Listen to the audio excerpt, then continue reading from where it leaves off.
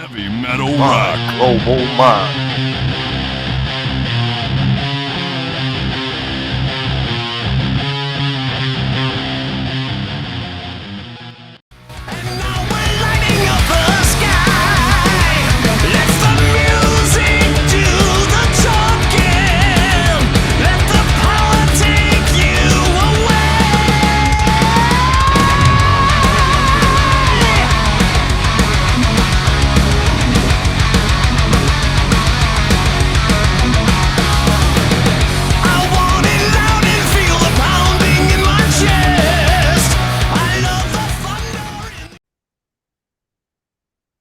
So thank you guys for tuning in. Another episode of My Global Mind, whether it's on the YouTube channel or on our magazine.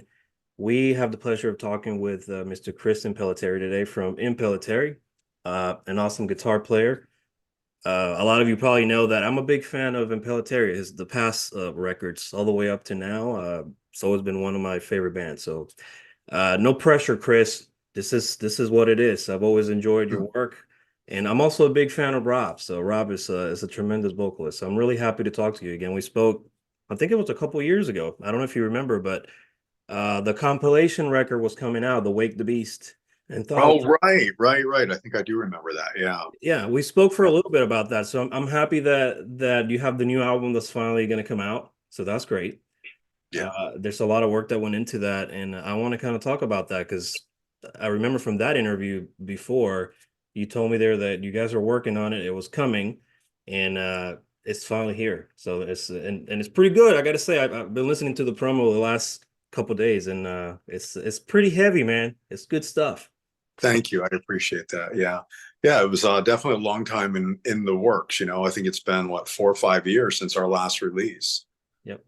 So Good. glad And to finally have it done. finally have it done, and you have some surprises with the lineup with Paul Bostaph, who's a powerhouse of a drummer, to get on board for this.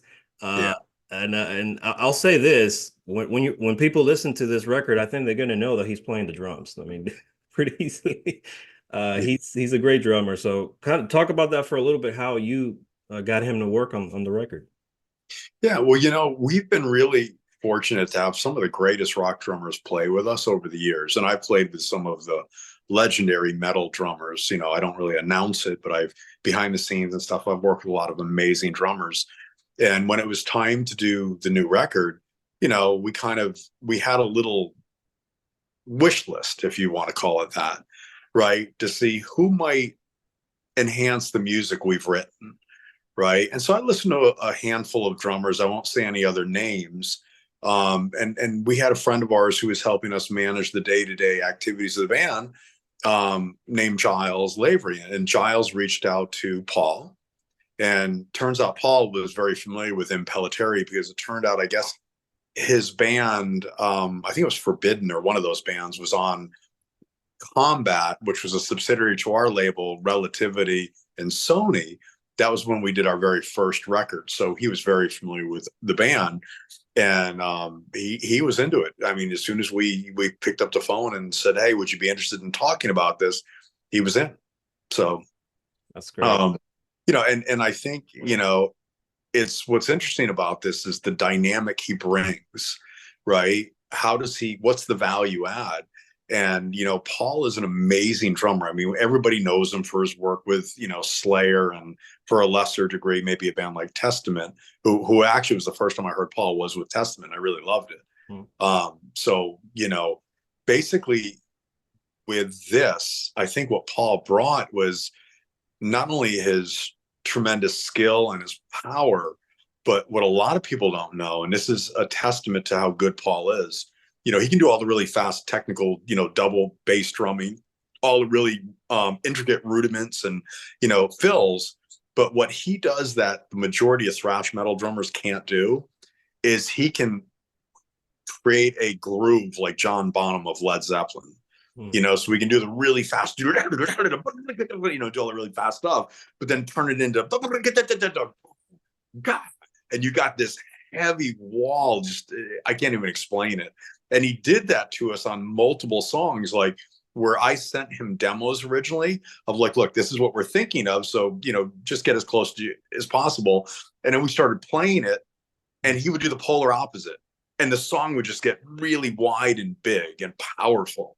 So, sorry, that was probably not answering your question, but that's kind of how it started. And what he brought to the table was just, I think he's 25% of this record, Right. Well, no, that's great. That's a great answer because I mean, I think people need to understand the man is a very dynamic drummer, and yes, that's Slayer. That's his main thing. But he's like you're trying to explain how he fit into what you're trying to do. I mean, it's a very dynamic guy. You're talking about the fills too. You could pick that up in some of the songs when I was listening to it. Not just because he's he plays heavy and on the double kick and all that stuff, but it works out really well. And with your guitar playing, your technical guitar playing that you're known for, and obviously Rob's vocals and the bass, by the way, I want to give props to the bass because there's some really good bass lines, the bass solos on the record that I Yeah. really enjoyed. So that's really cool that's featured also. So we'll talk about that in a little bit, and I got some kind of reactions from what I've heard when I was listening to it. And being a fan of your stuff from before, right? Answer to the Master, Screaming Symphony, and all that. So those great records that I still say they're extremely underrated. I know that fans of your work will probably agree with me, but uh, an Impellitteri song when you hear it.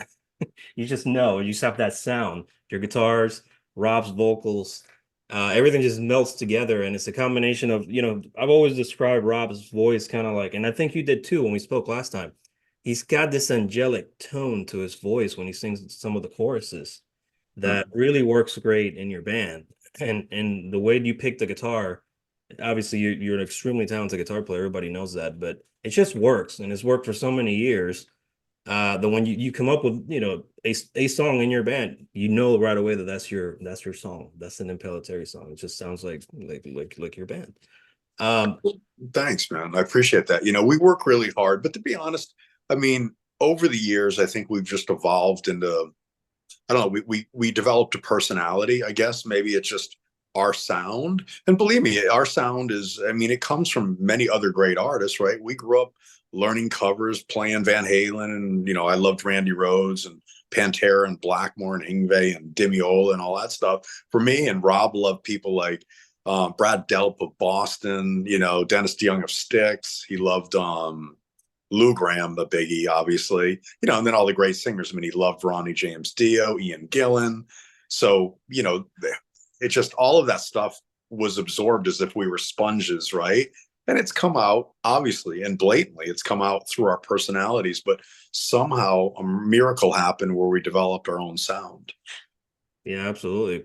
Well, that's what I was going to get into with the album. I'm not sure when you started recording or writing for the album, but let's kind of talk about some of the songs in there because I was really, as soon as some of these songs started, like Out of Mind, such a cool song. And I want to say, by the way, the video is doing really well for you guys. The single when it came out, I was checking it earlier, and it's got a really good amount of views. So I hope that it keeps going up because that's great.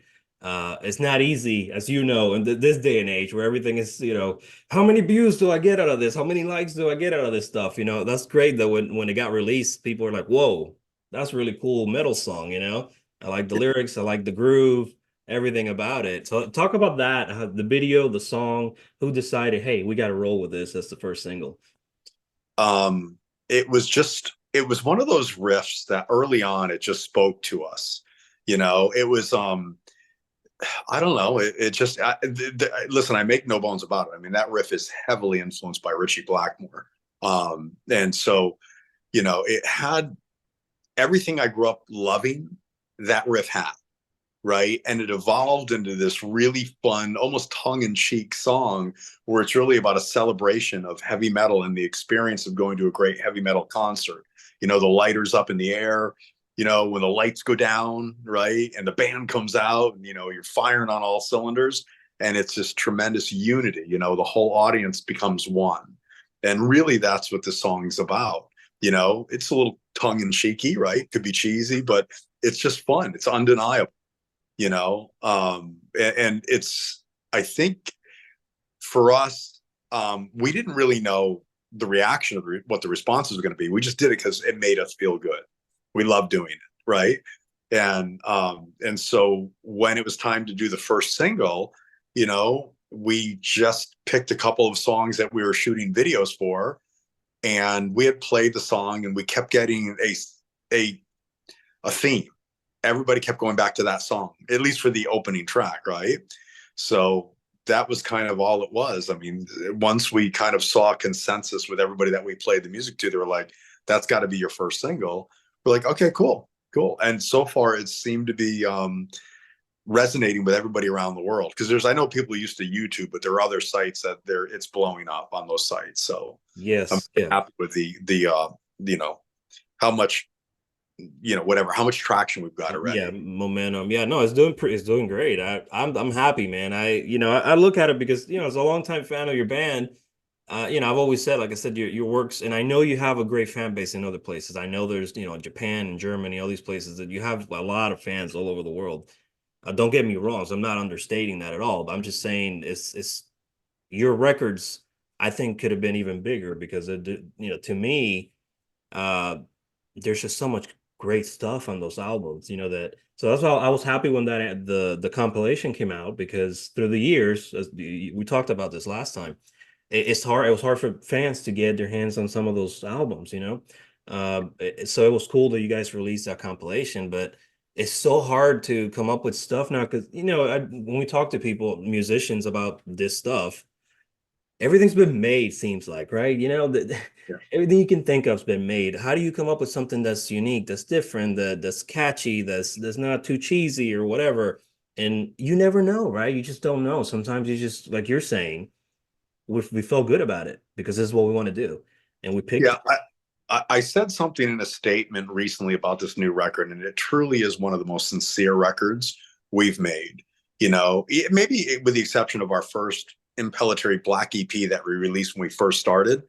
This was just like, I just felt like four young punks. Well, we're not young, we're old, but like four punks getting together and just playing music for the love of playing music. It wasn't like, oh, let's chase this trend. Got to sound a bit like this. Got to have a production like this so we can conform and fit into whatever pop culture needs. Right? This was like, fuck that. Let's just play and have fun. And if the riff and the music brings a smile to our face, we're in the right direction. Yeah, I was going to ask you about that because the presser had exactly that. And a lot of the times, you get your best stuff just because, you're free and you want to play whatever you want to play because you feel good about it, not to sound like anything else or trends or anything like that. I don't think you could sound like anybody else, Chris, to be honest with you. I mean, you guys, your music has always been, true to who you are. So that's great. That Well, this you record. listen, I mean, our music is we write a certain way, and it's because we grew up listening to similar music, meaning we, like me and Rob, right? We grew up playing in cover bands together, right? So at a very young age, we were learning the same music, which was affecting us, right? And so eventually when we'd evolve and become composers, right, a lot of the stuff we learned, it's almost like we went to the same school, learned the same, content from an academic perspective, right? And somehow that was absorbed equally. And so when we write, we definitely have a specific way we write, I guess, which makes it somewhat unique, you Yeah, know? right. Yeah. I was going to ask you about I like Super Kingdom. That's another one that I like because it talks about That's Boss. Yeah, that's Bostoph's favorite.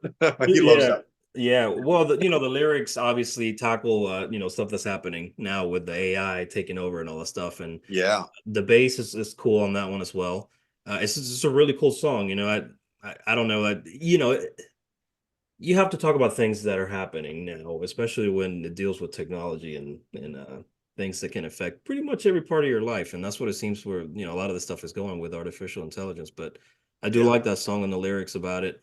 Hell on Earth was another one that I picked up. The riffs, man, it's got some really cool riffs on that one. Yeah. It's interesting that I think Hell on Earth that's the kid in me. Like I know a lot of people talk about my guitar soloing, whether they love me or hate me. A lot of like there's a lot of attention on that, which is silly. But I think a song like Hell on Earth really shows you the testament of how much I'm really the first thing I always focus on is the riff. It's got to be a great riff and a powerful riff. And Hell on Earth it reminds me of something that would have been off like Master of Puppets by Metallica. something like that, just with maybe a little bit more, might be a little bit more technical and a little bit bigger now, right? But it has that feel to it, at least to me. It reminds me of that. Yeah, it's got a great riff. I agree. I like the mid tempo shift there, and the riff, the riff progressions there, the chord progressions are really cool. I like that. Power Grab was another one that I like. That's the next single that just came out, the next video, It right? just came out this morning or yesterday morning. Well, I'm losing track of time. I think maybe it was yesterday morning. Yeah, I It think so. just, yeah, it just came out. Yeah.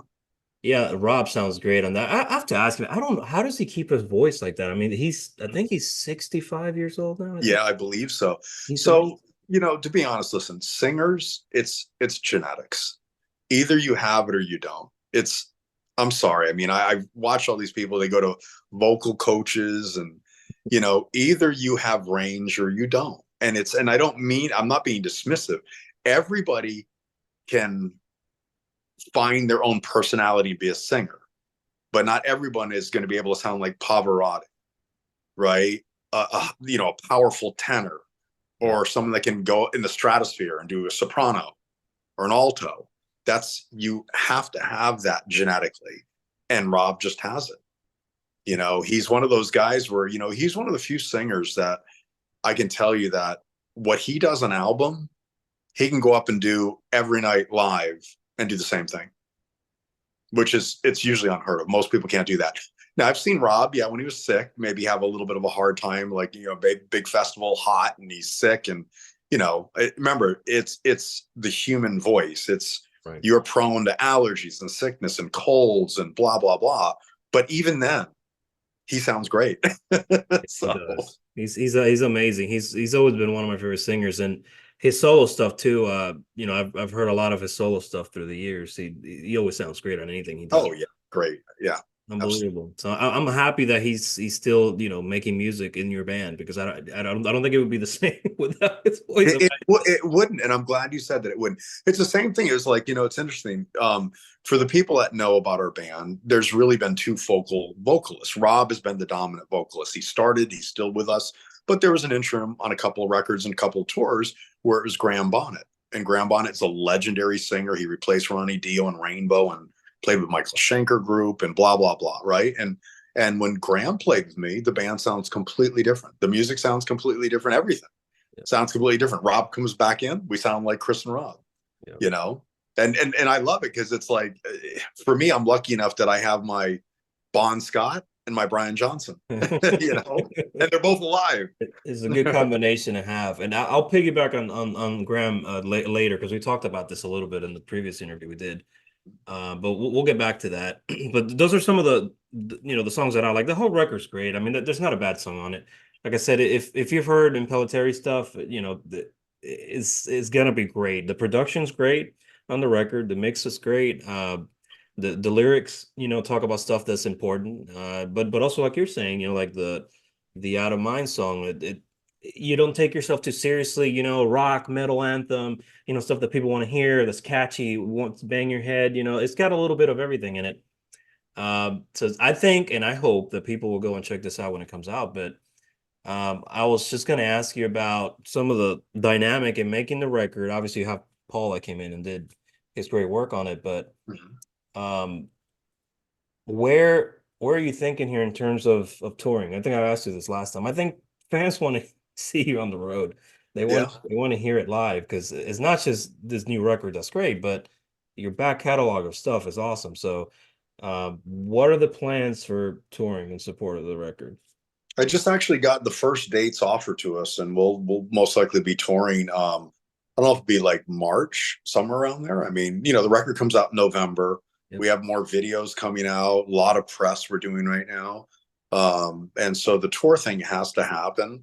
We've always been a band where I feel bad for the people that support our band in America, because it's like, oh, great, there goes Impellitteri again off to Japan or somewhere in Europe, Yeah. And, it's like, you obviously go where they embrace you.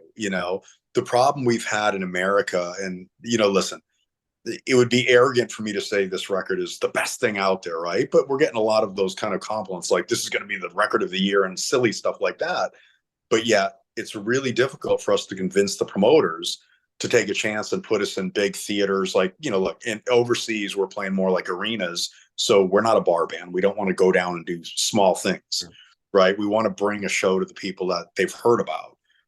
But it's really difficult for us to convince the promoters that, yeah, we'll put 10,000 people in an arena here like we do over there, and I understand, because it's a financial risk that it's challenging. And for me, if there's a way to make it work, I promise I'll do it. I want to. I mean, I want to really badly, right? Because I live here. I live in California. I'm sitting here right now, and my home. So I would really love to tour the U.S. That's a biggie. But right now it's definitely Japan, definitely Europe. And then if we can make America work, I promise I'll do it. That's great. I was actually going to ask you about the touring situation. So, we cover a lot of stuff, not just here in North America, but overseas, right? We have people in Europe. We cover the scene over there. And it never ceases to amaze me when bands from here go tour over there, and then vice versa over here, especially the metal bands. Like, I'm wearing a shirt from a band called Powerwolf. I don't know if you know them or not. They're German. I've heard the name. Yeah. Yeah, great band. They're super popular in Europe and other parts, but when they came over here, they're going to play smaller venues. This is not They're not going to do arenas here. It's just not financially. It's just not. It doesn't work that way for some of these bands that come over. It's expensive. It's expensive for you guys to go over there. It costs a considerable amount of money, but I always find it interesting. Like you were saying, you got to hit the markets where there's demand, right? So. But when some of these bands come over here, they're only able to play limited dates. And that's frustrating because they're smaller venues. But over there, they play arenas or, thousands of people. The whole dynamic of the music industry in this country, as opposed to overseas, that's one of the reasons that we started, the magazine years ago, because I would get frustrated with the amount of music that was coming out over there, and people over here wouldn't know anything about it. Because of what gets played, unfortunately, on commercial radio. And I'm not trying to bash mainstream radio. There's a lot of great bands that get played there, but there's a big percentage of bands that you won't ever hear on mainstream radio.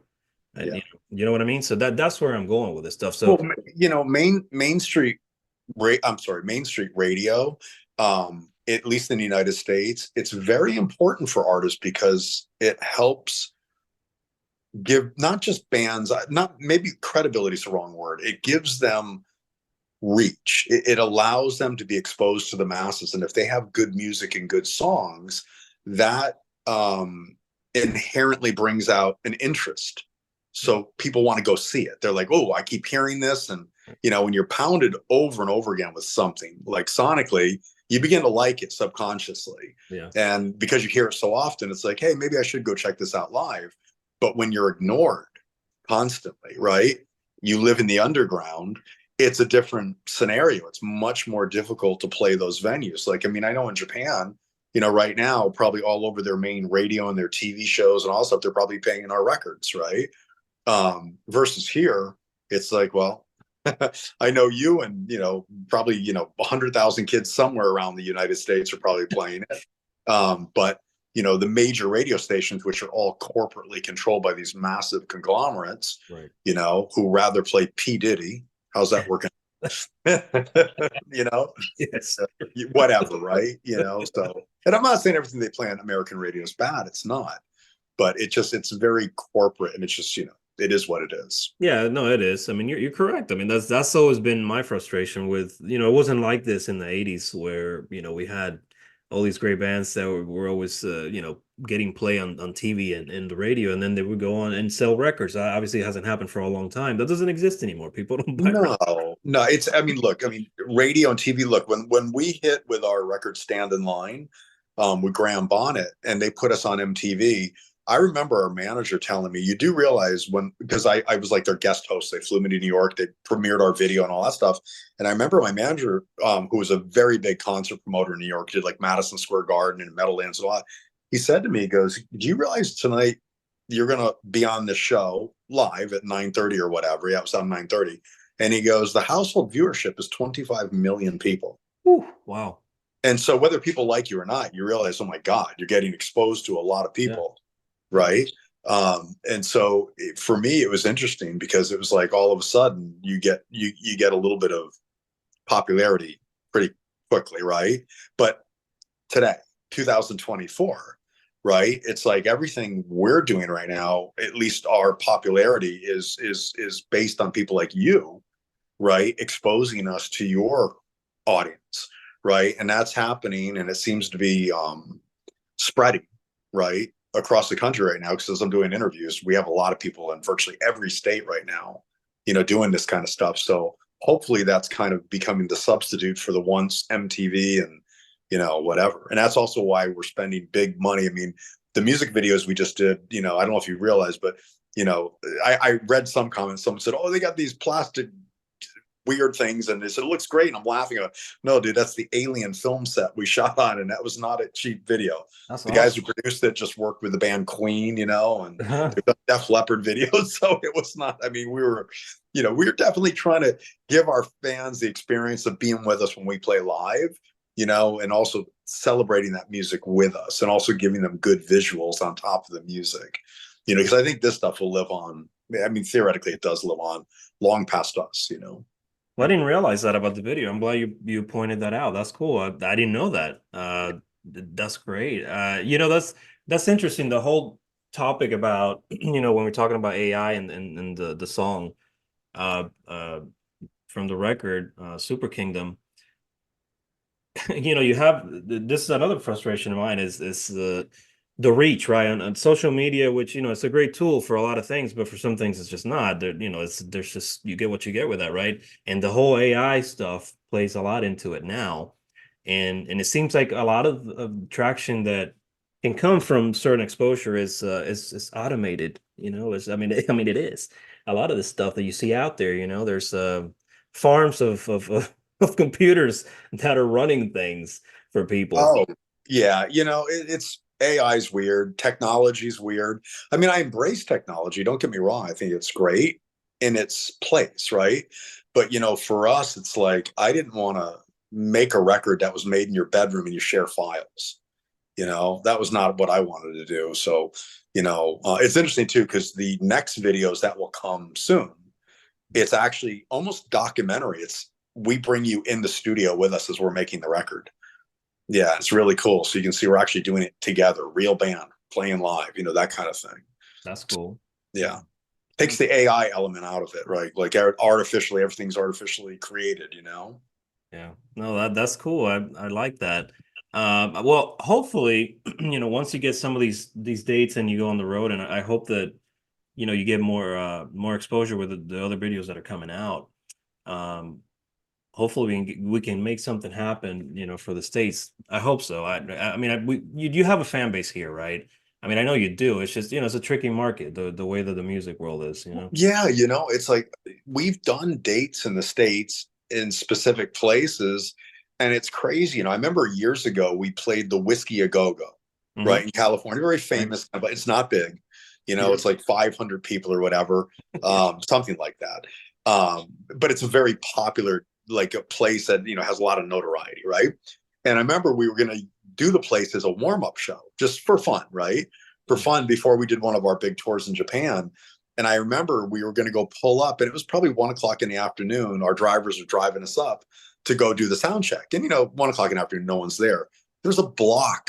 There was a line going around the block, just as far as I could see, just going up the street.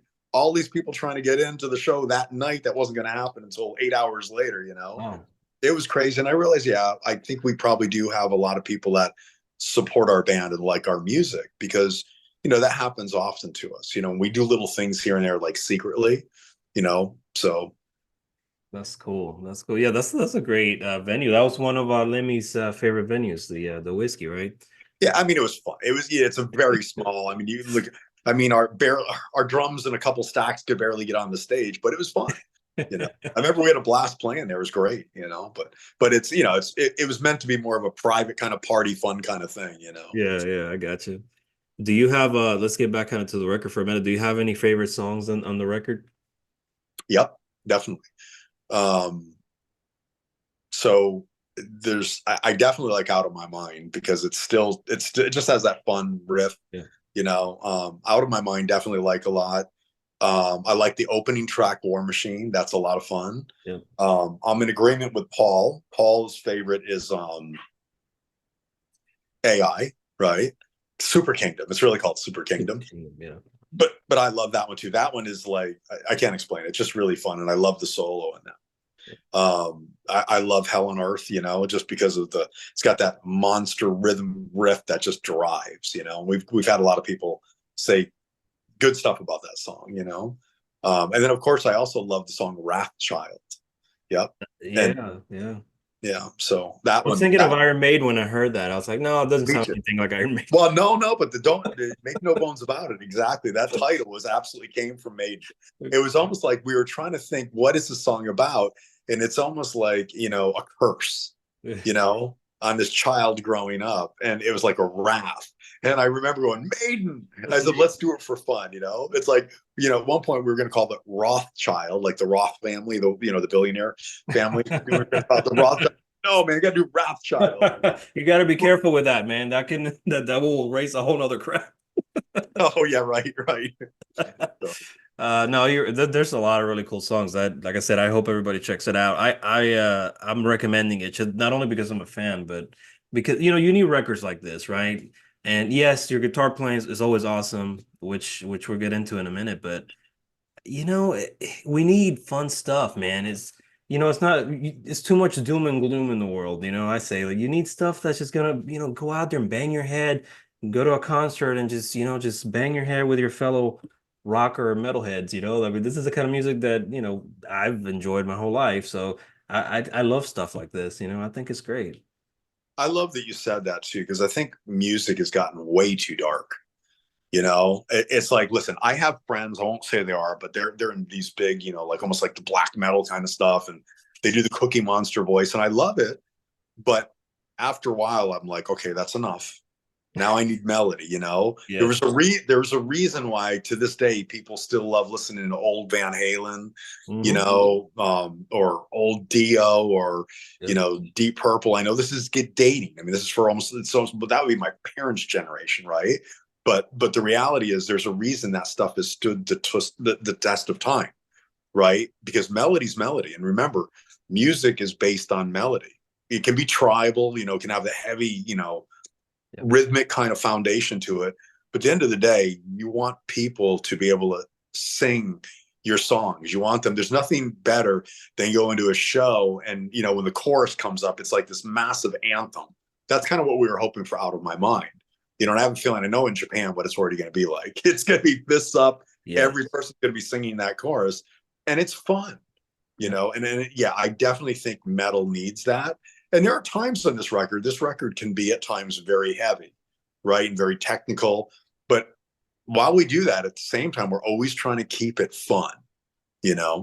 So, if you're rocking out with us, that smile better be on your face, right? Yeah, yeah, I agree. I mean, that's what it should be about. And you were saying you were talking about the melody.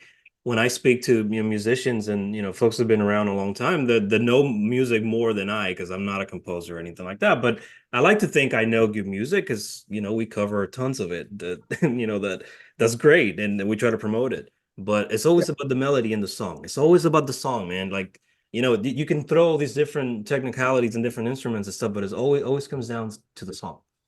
You Oh know, yeah. it always comes down to the song, right? So if people will relate to things if they're catchy or it's got good melody in it, or if it's got a good guitar riff that you can remember, it's just you can hum it in your head after you hear it a couple times, and that's why I think this song, the single that came out, the first one, it's that kind of a song. I think that Yeah.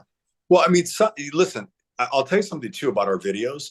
We refuse to buy hits. I don't know if you're familiar with this. I didn't even realize it existed. So I think our video, we did like 100,000 views. I think 100,000 people saw our video or repeat watch, whatever, within like 48 hours. And now it's probably over a couple 100,000, like 200 plus thousand and climbing.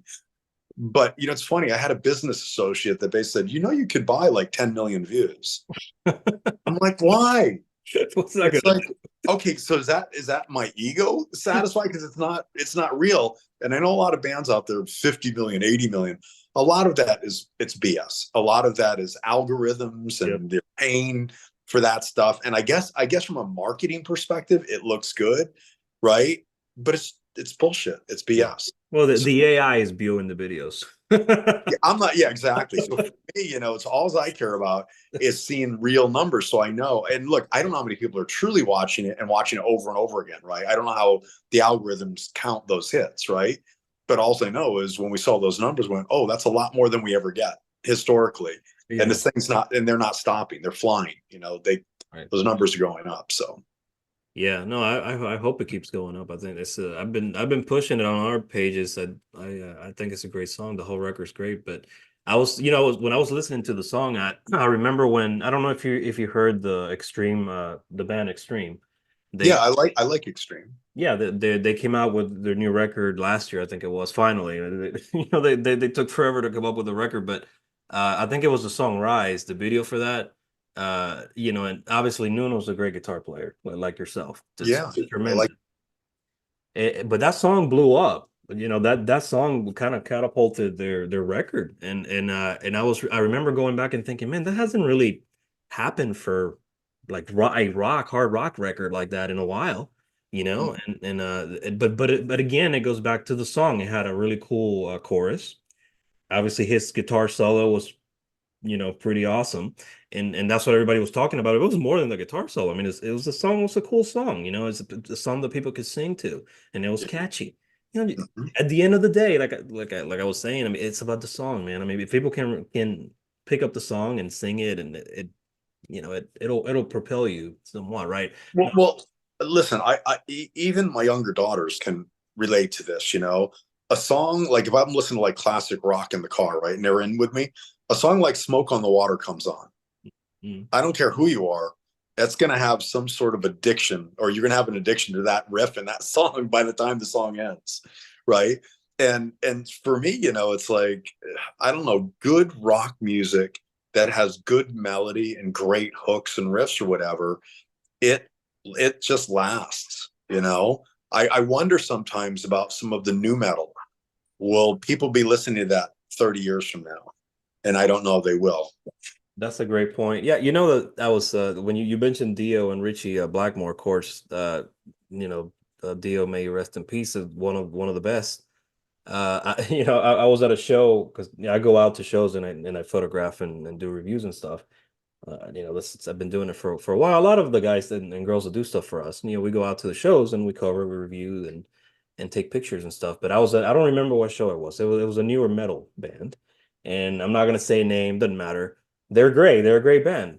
But I went to the show wearing a Dio t-shirt because it's Dio, and the manager for the band came up and she was like, "Hey, I haven't seen one of those in a long time." It's like, did you forget? Did we forget about the good music that used to be? That's what I was thinking in my head. It's like, did we forget about Dio and Rainbow and all these great bands that were the forefathers of so much, of Led Zeppelin, or I mean, we can go on and on. Van Halen, we talked about it, but it seems we have lost some of that in the newer Well, generation. well, to be fair, we're getting older, and that was, I guess, what rubbed off and influenced all of us. But remember, the kid who's now just turning 13, who's just becoming a teenager, he's got a completely different, palette for music, different tastes, right? And so it's quite normal that they're going to be listening to something new and different, right?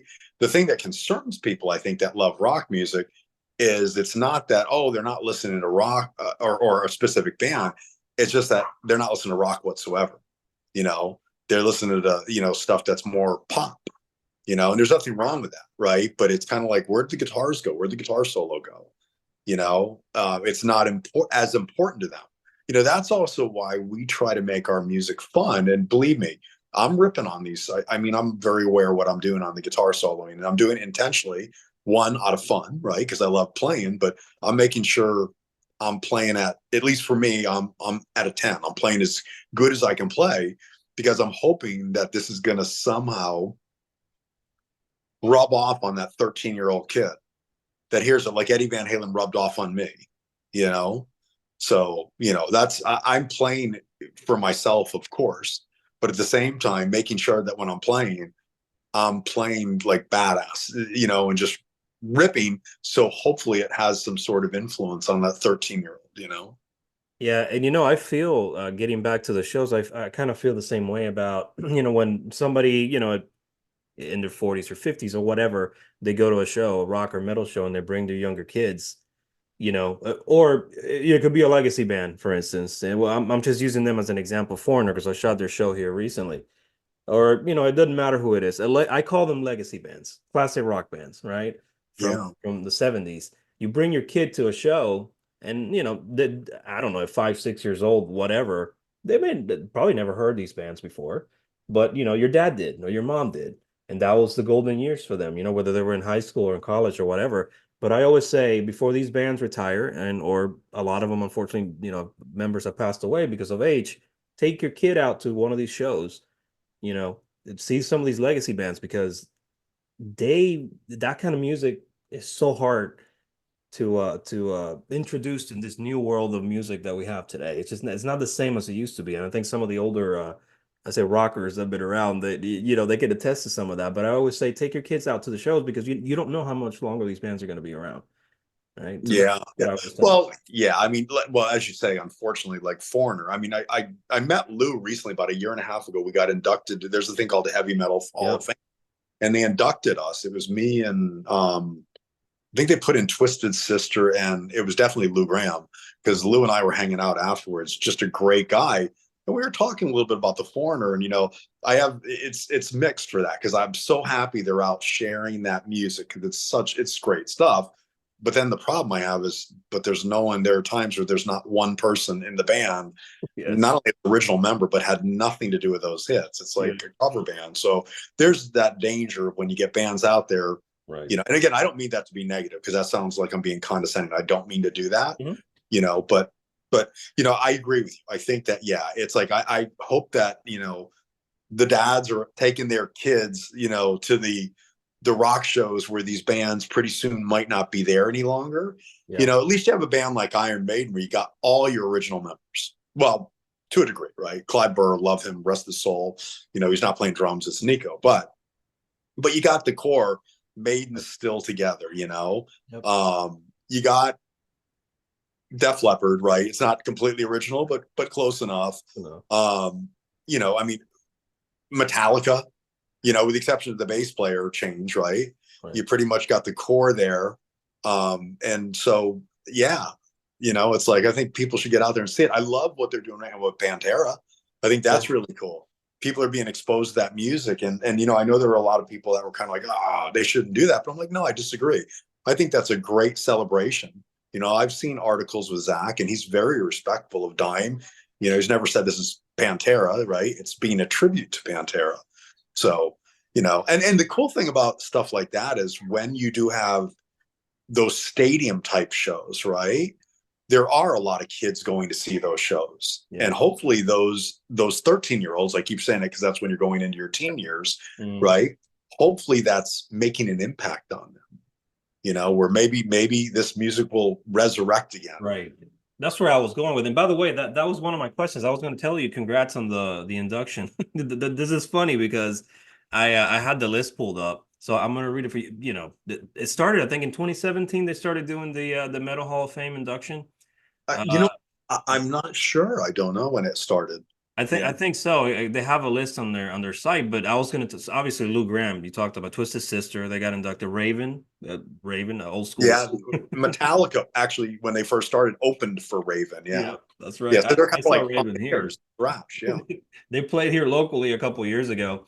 Raven, they were. I've never seen them live, to be honest with you. That was the first time I ever saw them. But of course, you were in there. Doug Aldrich, who's another one of our favorites. A great. Love Doug, love him. Yeah, great player.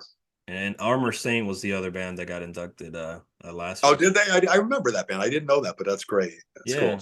So that's cool. I went last year. They inducted Mick Mars from Motley Crue, Tom Morello from Rage Against the Machine, and then Sebastian Bach, I believe, was the other one. So I saw that. Yeah, it was cool. That's cool, man. I'm glad that they started doing this, and there's a lot of great musicians there and bands that deserve something like this, right? I mean, let's be honest, and I'm not trying to bash the Rock and Roll Hall of Fame, but I think everybody has opinions on which bands get inducted there, whether they agree with them or not. Oh, well, believe me, when you're talking those kind of Hall of Fame, though, believe me, I promise you, there are people probably looking at us going, who? Right. So which was kind of funny. But the idea, the guy, the founder of it, Pat, he basically, because at first I wasn't sure I wanted to do it. I was like, hi, I'm flattered, but I don't know. Do we deserve this, right? Whatever. And he goes, no, it was really about bands that have had a huge impact on other artists and musicians and certain countries around the world, but that are not always part of the mainstream media here, right?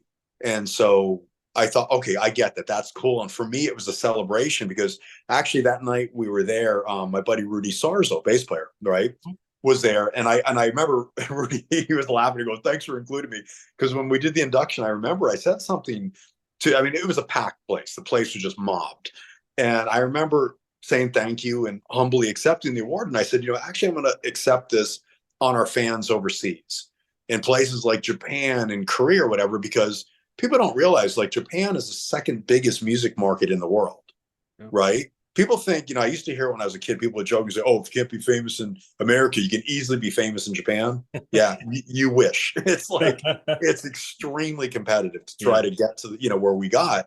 Right. So, my thing was really saying this award is really recognizing those people, right? And the reason I was bringing up Rudy's name, we played a show in, it was somewhere in Korea, and it was probably about 2 years before the pandemic, and our bass player, James, couldn't go. So Rudy Sarzo learned all the music, rehearsed with us for a week, and he came to the show, and it was the first time we were played in Korea, and I wasn't sure what the response was going to be like, 10 people going to show up, 1,000, whatever. And we walked up on stage, and I think something like 30-something thousand people came to see us. Wow. Massive. It's on YouTube. You can see it there. But the reason I'm saying that is you realize those fans, this award is really for them, for the support. Their voice is just as important as ours is here, So that's a great story. Yeah, Rudy, by the way, I love Rudy. He's he's a legendary bass player. He's fantastic. Oh, yeah. He still is. I don't know how he has all the energy he has now. Again, like Rob. I mean, he's great live. It's genetics. It's genetics. Yeah, yes, definitely genetics. Yeah, yeah, for sure. That's awesome. Well, yeah, that's great. I was going somewhere with this, but we talked about a lot of this stuff. But so I guess when this record finally comes out, is there going to be the tour dates already going to be planned for overseas? I'm assuming first, right? So you guys will head overseas and do those. Yeah, that's the idea. But we're in the infancy stages right now. I mean, the record doesn't even come out until November 8th, and so we're still 5 weeks out or something like that. Yeah. So we're just we're doing the teaser stuff, right? Yeah. All of a sudden, we're starting to do the media stuff, the interviews, and the videos are starting to populate. And what I really hope, to be honest with this record, I hope it grows organically, which means there's no end date, right? For us, it's just, look, and it's always been this way, just earn one fan at a time, one day at a time. That's it. This music will keep going long after we're gone. So to me, it's just like I say, it's just beginning. The door, maybe it's the door to Pandora's box just got opened up, but it's the best way. Yeah, I was going to agree with you. That's the best way to do it. I mean, you can't buy fan. I mean, you just can't. At this day and age, it's easy to, like you're saying, pay for views or whatever. I mean, I'm sure that stuff happens out there. All the time. All the time, right? That doesn't mean it's organic fan base, I mean, it doesn't mean anything. No. What's hard about that too, not to go on a tangent, but so you asked me about the touring, right? And, I remember having a promoter, literally they responded, we're like, look, we're open. We have a lot of people that want to see the band. Do you want to work with us? And this is a very big, agency, whatever. And the agent, I never forget, responded. He goes, Chris, and he was being very humble. He was like, we love your band. Think you guys are amazing. But you don't have a lot of social media traction, and you don't have a lot of YouTube, followers or whatever the hell it is that we do. And I remember saying, listen, I respect it immensely. I get it.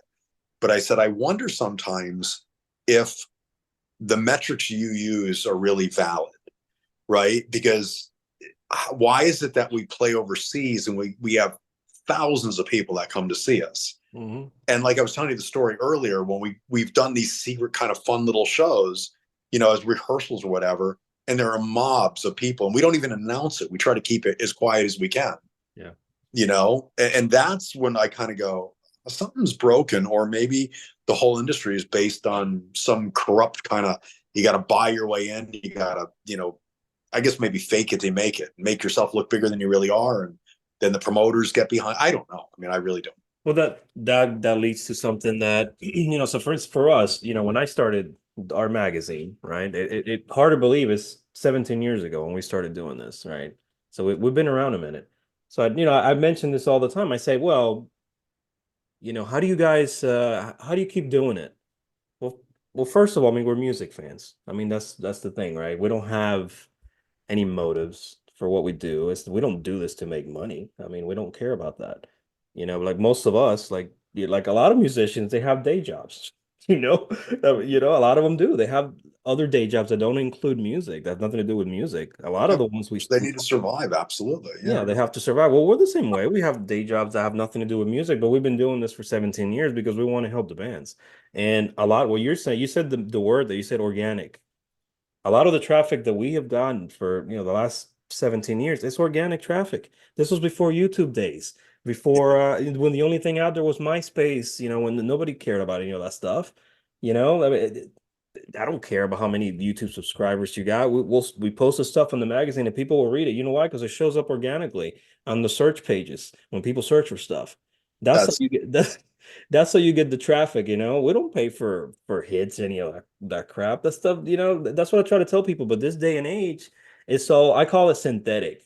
That's the word I like to use. Synthetic for stuff like this. Like you have your your TikTok stuff or all these million different platforms, and I'm not trying to discredit people on there. There's a lot of great talent that gets discovered on there. No, don't get me wrong. yeah. But it's not the same as somebody building their brand, going out live and playing, a show when there's 20 people there when they started out. And slowly they grow and things get spread by word of mouth like it used to be in the 80s and the 70s and the 60s.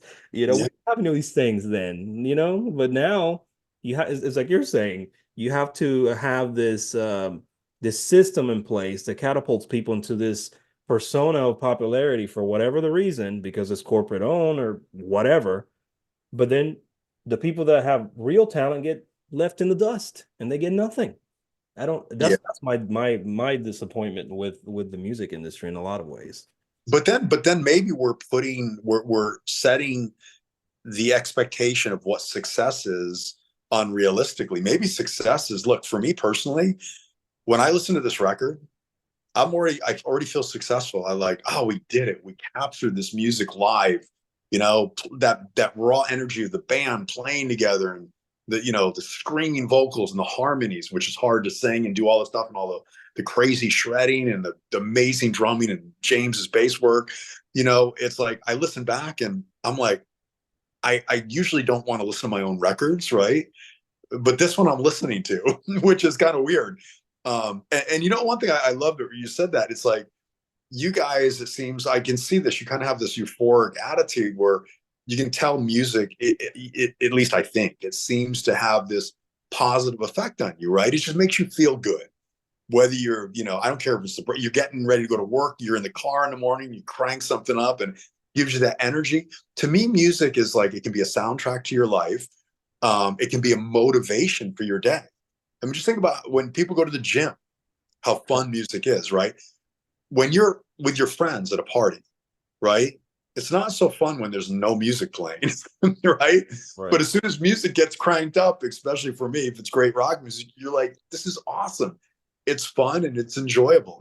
Another thing, sorry, I'm going on a tangent too, but I'll tell you one other thing.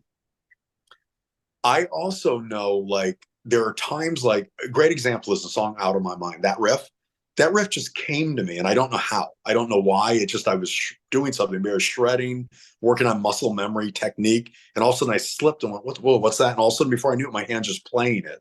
And the reason I'm telling you that, sometimes I wonder, did I do this or some higher power? I'm not saying God, but it's like something channeled through me, like an alien. But that same thing channels through you, right? And you and I both are getting this euphoric feeling of this riff or this song or whatever. The only difference is, I guess, I have to do the work. I have to play the thing, right? So, but I think that's inherently present with all of us that listen to music, you know? Yeah, and the other thing too is, with my partner in the UK that runs the stuff over there for us in Europe, we go back and we listen. If you look at my walls over here, some of the records I have, I got Rainbow, Iron Maiden, and Operation Mindcrime from Queensryche. Those are some of my favorite albums of all time. But I listen to a lot of different things, and like you're saying, well, it could be rock, any genre. It doesn't matter. It makes you feel good. It makes you feel good, right? That's fine. If it makes you feel a certain way, then that's great. But I just feel like this day and age, you're missing a lot of that when a lot of music gets created synthetically and instead of organic, right? Yeah, organically like it used to be, and we need to not lose track of what music is at its core. What, like you're saying, it brings people emotion, and you're in big crowds, you're hanging out with your friends, you want to listen to that music that gets you going and makes you feel good. And sometimes we lose track of that stuff because you're programmed to think a certain way or listen to this music that gets fed to you all the time on mainstream radio or whatever. It's good that we're keeping the spirit of that music alive, Yeah, listen, I mean, look, I feel like I am the spirit for me. I mean, I love this stuff. I'm never going to stop. I mean, I'll stop when I'm dead, and even then, I'm not sure. I'll probably have to put the guitar in the coffin with me and be like, all right, I'm going to be shredding in here, rocking out. It's just my life. It's what I do. I love doing it. I'm never going to stop. Why should I? And it's like, and if you love music, if you're a fan of music, or you have a business that supports music, or you're building a record empire or whatever else, do it because you love it and don't ever stop, you know, because that Great just makes us advice. who we are. That's great advice. I was going to ask you about this. I was reading in one of the, I think it was actually some of the comments on Out of Mine, and somebody was on there saying, Chris that was shredding before shredding was shredding and all this stuff. Do you have this devoted fan base that loves your guitar playing specifically? And somebody was talking about, I think it was 17th century chicken picking, and there's people that go on YouTube and they try to mimic, your guitar style in that in that I've, one. Have you seen some of those videos? yeah, there's one girl or two girls out there that are amazing, and they play it so well, and you're laughing. You're like, and I don't. That sounds like that's some sort of discriminatory remark. It's not meant to be. But they're because they're younger girls, right? And you wouldn't think them to be that developed yet at their age, and they're just crushing it. And it's like, but I've seen a lot of videos out there, and yeah, it's like, yeah, I definitely. Someone said the other day, I guess I am certainly one of the first people to do the shredding thing in the context of hard rock or heavy metal, not the first by any means.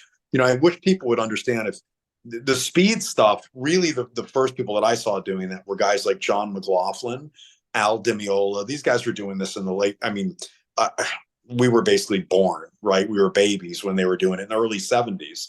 Mhm. Right. But when I started doing it with Rob, I don't know of another band. And now, yes, there was already people like Ingve out there, and I like Ingve very much. But, people would immediately go, "Oh, you're ripping off Ingve." And I'm like, dude, I was doing this long before I ever heard of Ingve, And the reason I'm saying that, so, we would play that style of music, and eventually we also had a love for Maiden and Priest, and we said, well, what if we do that more on steroids? And so I brought in the crazy shredding with a really fast double bass drumming, and Rob doing the high, like, Halford kind of singing.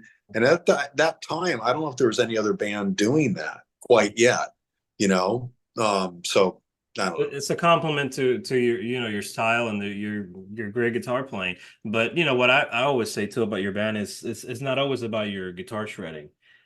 You could sit there, and if that's the only thing you look for in music, then you're not appreciating the music that you're creating, because there's, everybody in the band's great. Obviously, you have, Paul, who's contributing big time on this one too, but Rob is fantastic as always. So, and Yeah, it's funny. I know the band is my last name, probably should have named it something different, but a little late for that now. But the band has never been about me. I'm flattered when people put me in the categories with the Van Halens or the Rhodes or Ingves or whoever. It's humbling and it's flattering because they're great players. So if they put you in that realm, you're like, oh, well, okay, thank you. But the reality is, I've always first thought of a great riff and a great song. And to me, my guitar solo is really the frosting on the cake. Good frosting makes a good cake better if you're lucky. Bad frosting ruins the cake. So for me, but at the end of the day, you first, before you do anything, you've got to have a great riff and a great song and a great melody and a great lyric and great chorus. And then all the technical stuff that maybe people give me credit for, that's just the frosting, right? Yeah, I agree. Well, listen, I want to be mindful of your time because we've been on for a minute, but let's go back to the release date. Obviously, the record's coming out on Frontiers Records. Yeah. War Machine is the name of the record. They have November 11th on here that I saw, but you said November 8th. Is that the? I thought it was. I could be wrong, but I thought it was November 8th. Okay. Yeah, That's what I think. I don't know. I'll let you correct it if I'm wrong, but I think it's November 11th, at least from the presser that I have. So is that right? Okay, good we're to gonna know. go with that. Yeah. Here, note to self: don't listen to Chris. It's coming out early November. Chris is always wrong about everything, including the career. Yeah, War Machine's coming out early November. You're gonna see more videos from that from here to then. It's still early in the promotion cycle, but I want everybody to check this record out. I know I said, well, you're talking to somebody, you're a big fan of the band. Yeah, we're fans of everything. I mean, we promote as much as we can, right? But I feel, again, going back and talking about what we talked about in terms of the music scene and stuff. I mean, it's good to support bands that need it. Yes, you have fan base, in other places, but for people in this country that may not be familiar with your work, go and check out the video. Go and check out the whole Impellitteri discography. You have literally hits of volumes of stuff there that people should go listen to, because you've been sounding this way for a long time. And I get frustrated with some of the stuff, but I implore everybody to just explore the discography of a band, not just because you're listening to something that's cool now. Go check out their back discography, because there's a lot of stuff there, that I'm sure they probably miss, especially for younger fans that haven't heard your band. So thank you again, Chris. I appreciate it, and I hope everything goes well with the record and also for touring. If for some reason you do tour here in the US, I hope I get to see you somewhere close to where I live, because I would go watch you guys live, because I know it's going to be great. Where are you? I'm actually in Huntsville, in Alabama. So yeah. Oh my gosh. Oh wow. Okay. Not in California, anywhere close. Oh wow. Okay. Yeah. So if you're playing Atlanta or Nashville, I will definitely go check you out. Yeah. Yeah. We definitely need to do that. Yeah. If you talk to Rob, tell him I say hi. I'm a big fan of him from his solo stuff and stuff with you. So tell him I say hi and I wish him well. So thanks, man. I will definitely pass that along to him. He'll love to hear that. Thank you guys for checking out this interview, and check out the record when it comes out. War Machine, November 11th on Frontiers Records. Chris, thank you, sir. Have a good one. Heavy metal rock. Global mind.